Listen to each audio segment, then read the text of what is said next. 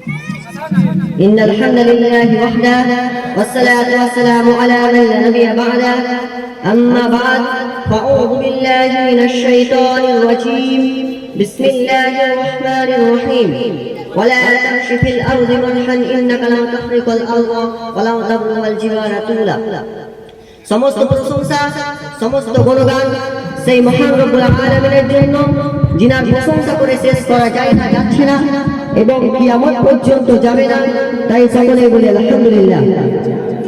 তারপরে পরেই আমার নবী আপনার নবী তথা সারা জগতের নবী হযরত আহমদ মুজতফা মুহাম্মদ মুস্তাফা সাল্লাল্লাহু আলাইহি ওয়াসাল্লাম তিনার উপর শত কোটি দরুদ ও সালাম বর্ষিত হোক। সকলে বলি আল্লাহুম্মা আমিন। আল্লাহুম্মা সাল্লি আলাইহি আল্লাহুম্মা বারিক আলাইহি। আজকে আমি আপনাদের সামনে যে বিষয় নিয়ে উপস্থিত হয়েছি সেটি হচ্ছে অহংকার। অহংকার মানব জীবনে এক জঘন্য স্বভাব যা মানুষের আত্মপল্লবটিকে ভুলিয়ে দেয়।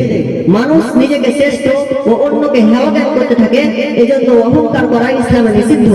আল্লাহ তাআলা বলেন ওয়ালা তামশি ফিল আরদি মারহান ইন্নাকা লা তাখরিকুল আরদা ওয়া লা তাবলুগাল জিবালা তুলা। তুমি পৃথিবীতে অহংকার করে চলো না, নিশ্চয়ই তুমি জমিনকে ধ্বংস করতে পারবে না এবং পাহাড়ের উচ্চতায় পৌঁছাতে পারবে না। আল্লাহ তাআলা অন্য আয়াতে আরো বলেন লা জারমা আন্না আল্লাহ ইয়ালামু মা ইসরুনা ওয়া মা ইউলিনুন ইন্নাহু লা ইউহিব্বুল মুস্তাকবিরিন। এটা নিঃসন্দেহে যে আল্লাহ জানেন যা তারা গোপনে করে এবং যা তারা প্রকাশ্যে করে, তিনি অহংকারীকে পছন্দ করেন না। আল্লাহ তাআলা অন্য আয়াতে আরো বলেন ওয়ালা তাসাইর ফাদকা লিন-নাসি ওয়ালা তামশি ফিল আরদি মারহান ইন্নাহু লা ইউহিব্বুল মুস্তাকবিরিন। অহংকার বশত তুমি মানুষকে অবজ্ঞা করো না এবং পৃথিবীতে অহংকার করে বিচরণ করো না, নিশ্চয় আল্লাহ কোনো অহংকারীকে পছন্দ করেন না। উপরিউক্ত আয়াতে আল্লাহ তাআলা দুর্ভিক্ষ ও অহংকারীকে অপছন্দ করেন বলে ঘোষণা করেছেন। মহান আল্লাহ মানুষকে সৃষ্টি করেছেন, এই মানুষের মধ্যে কেউ সাদা, কেউ কালো, কেউ ধনী, কেউ গরিব, এই মানুষের মাঝে ভেদাভেদ আল্লাহ সৃষ্টি করেছেন এবং সকলের রিজিকের ব্যবস্থা তিনিই করেন।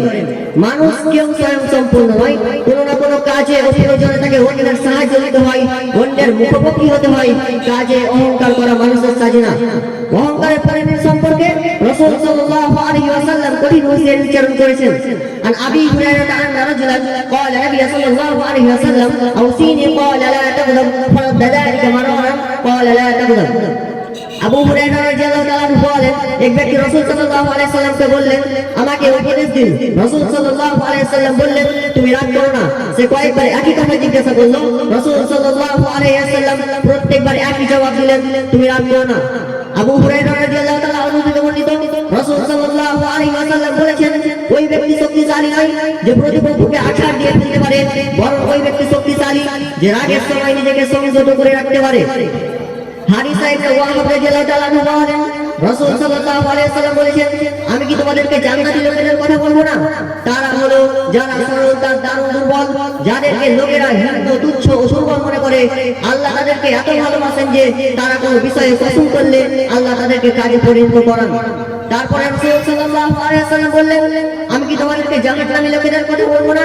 তারা হলো যারা বলার কথা নিয়ে বিবাদ করে এবং যারা বদমেজাজি অহংকারী। আব্দুল্লাহ ইবনে মাসউদ রাদিয়াল্লাহু তাআলা আনহু থেকে বর্ণিত রাসূল সাল্লাল্লাহু আলাইহি ওয়াসাল্লাম বলেছেন যার অন্তরে বিন্দু পরিমাণ অহংকার থাকবে সে জান্নাতে যেতে পারবে না। তখন এক ব্যক্তি বলল কেউ তো পছন্দ করে যে তার পোশাক ভালো হোক, তার জুতো সুন্দর হোক, এটাও কি অহংকার? রাসূল সাল্লাল্লাহু আলাইহি ওয়াসাল্লাম বলেছেন অহংকার হচ্ছে হককে অহংকার করে পরিত্যাগ করা এবং মানুষকে হীন ও তুচ্ছ মনে করা। অহংকার হচ্ছে মানুষের মধ্যে ক্যান্সারের নয়। যেমন ক্যান্সার মানব জীবনকে ধ্বংস করে, অনুরূপ অহংকার মানুষ ও জাতিকে ধ্বংস করে। যে সর্বপ্রথম দুনিয়াতে অহংকার করেছিল তাকে আমরা সকলেই চিনি, তার নাম হচ্ছে ইবলিস। আল্লাহ তাআলা কোরআন মাজিদের মধ্যে বলেন সূরা বাকারা 34 নম্বর আয়াতের মধ্যে ওয়া ইযা কুলনা লিল মালাইকাতি ইসজুদু লিআদম ফাসাজাদু ইল্লা ইবলিস।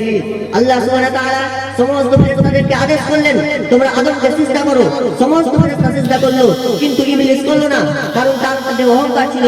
সে ঘুরিয়ে আল্লাহকে প্রশ্ন করেছিল খলাকতু মিন নারিন ওয়া খলাকতাহু মিন তিন, অর্থাৎ আমাকে আগুন হতে সৃষ্টি করা হয়েছে এবং তাকে মাটি হতে। অর্থাৎ তার মধ্যে অহংকার সৃষ্টি হয়েছিল। তাই সে বলতে চাইলো যে আগুনের ধর্ম হচ্ছে ঊর্ধ্বে গমন করা ও উপরের দিকে ওঠা এবং মাটির ধর্ম হচ্ছে নিম্নে পতিত হওয়া, নিচে পড়ে যাওয়া। অর্থাৎ আমি হচ্ছি সম্মানিত, সে হচ্ছে অপদস্থ। তো কি করে আমি সম্মানিত হয়ে অপদস্থকে সিজদা করব?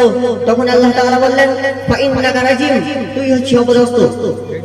আল্লাহ তাআলা যেন আমাদের সকলকে অহংকার থেকে বেঁচে থাকার তৌফিক দান করেন।